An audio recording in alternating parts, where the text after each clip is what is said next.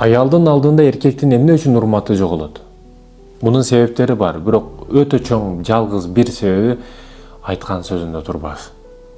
Айткан сөзүндө турбаштык. Уадалар берет, сөздөрдү айтат. Бул кимге жагат? Сөзүндө турбаган эркек дагы эркекпи? Аял киши жада калса ушундай берген сөзүндө уадасында дагы кайтканга жолу бар да. Кайта берет аял киши. А бирок эркек кишичи айтат, кайтпайт.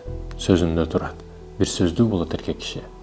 Уадаларды бере берет, жыйналып келе берет аялына карата, аял бир күн жарылат да. Кана дейт, эчтеке жок. Сөзүндө туруш үчүн аракетти кылыш керек. Аракетти аял киши бул жерде көргүсү келет. Не кылып атат күйөөм? Кандай аракет кылып атат? Ошол нерсени уада кылды, кандай аракети? Саардан кечке пультты кармап жата берсең, телевизор чукулап же телефон чукулап, аракетти көрбөсө аял киши ошол жерде башталат да баардык нерсе. Ошондуктан аракетти кыл.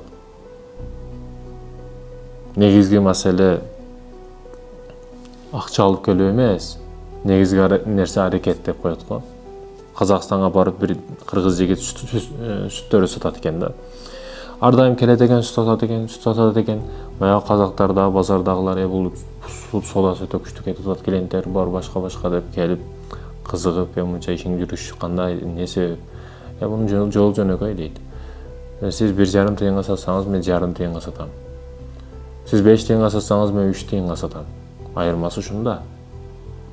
Анда эч кандай пайда кылбайт го өзүңө. Негизгиси пайда эмес, негизги аракет деп коет экен да. Ошондой эле негизги аракетиңди көрүп туруп, алдыңдагы адамдар сага карата мамилени сонун кылат, зор кылат.